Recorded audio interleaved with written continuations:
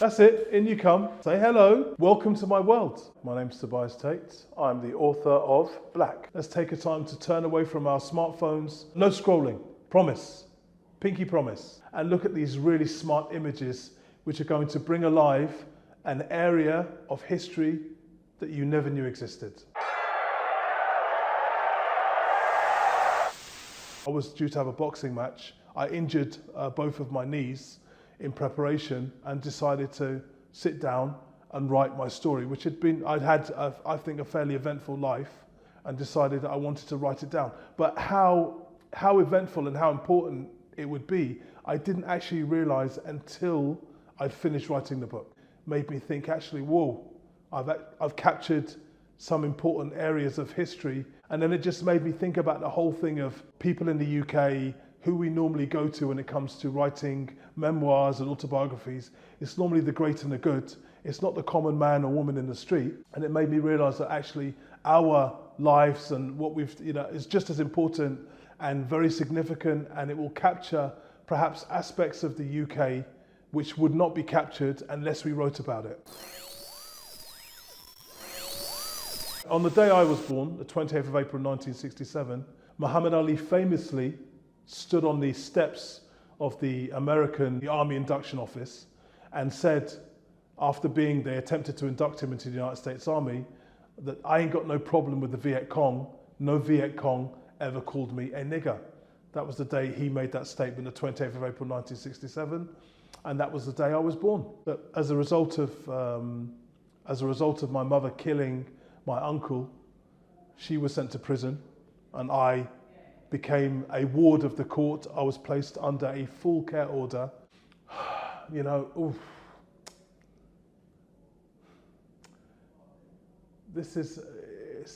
really tough.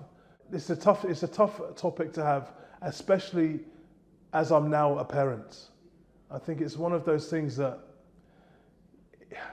it's not something that I'm upset about.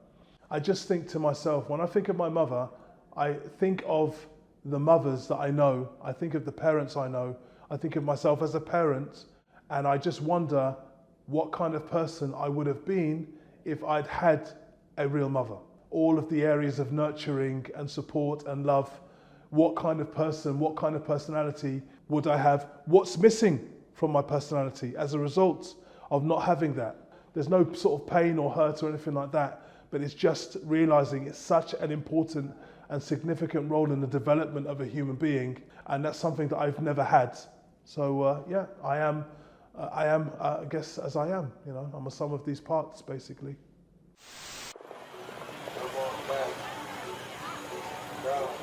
What a day that was. In terms of the number of homes that I lived in, it would be fair to say I simply went through the entire range. In terms of the institutions that I lived in, as I say, it was just, this is where I'm living this week, or this month, or this year. It was a constant state of flux and a constant state of, I guess, alarm and concern. So yeah, the homes I was in as a child, no, I don't look back on any of them really with much fondness. They were just institutions that I was in. I mean, it wasn't all bad. When I was younger, there were certain children's homes that I was in which were nice, certain local authority care homes where the people really did care, and they were quite vocational. People were working in those institutions because they wanted to look after children and be with children. But for the most part, they were run by people who had fallen through the cracks of society, and they were just simply looking for jobs. And you have to understand, this is before the DBS system that you have today, which is establishing the suitability of people to work with children. Number one, do they have a criminal record? This kind of thing didn't exist at the time that I was in children's homes. I think that speaks a great deal about the kind of individuals who were allowed to work with children in those days. I had freedom. One of the great things about being in care, as strange as it may sound, is you are in it up to your neck with other young men just the same as you, from the same sorts of backgrounds. And that was again another thing, to be with people of different races and different colours, but we're all facing the same drudgery, the same routine, the same punishments. There was really no distinguishing between the way we were treated. So that's one of the important things that I experienced about being in care, was being it with people who were the same as me. So there was no favoritism. Yeah, I guess especially in this day and age, it's not really PC. This relationship that I had with Kathy, I was 16 when I met her, and she was 28. This has become now a really taboo area when it comes to relationships, but it wasn't taboo in the 80s, and I was very fortunate to have this girlfriend who was, like I say, 28 years old, and she was worldly and experienced and very nice, and I benefited from being with her. We were together for 18 months, and that 18 months, as corny as it sounds, it was a real education for me. She was a teacher, but I really benefited from being in her company and being around her friends and experiencing their sort of lifestyle.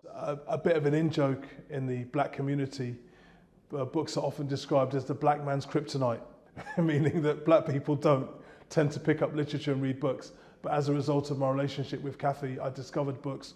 More importantly, I discovered black literature. So my favorite author was Toni Morrison. I read all of her books, but I also was exposed to Alec Baldwin, Malcolm X. I mean, you could go across a whole range of black authors and black history.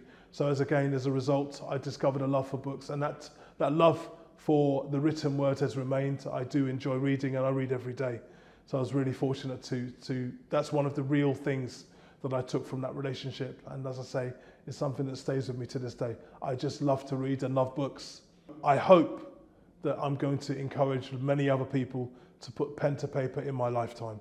What I love about the medium of graphic novels is that it gives me the opportunity to take an aspect of history and to introduce it to perhaps a generation who would not have studied that particular area of history if it were not for the graphic novel. Because this is the thing with graphic novels, they have a particular following, and that particular area of history, which is what my story is about, if it wasn't for the graphic novel medium, they would not have discovered it. And this is the great thing about graphic novels.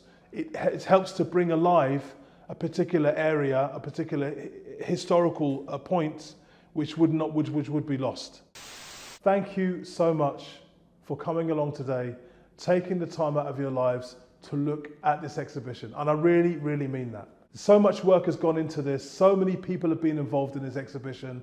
And it really touches my heart that you've taken the time to come here. So you are making history by being here today. And I hope you'll tell your friends about it and spread the word. Please do. Thank you. I was black.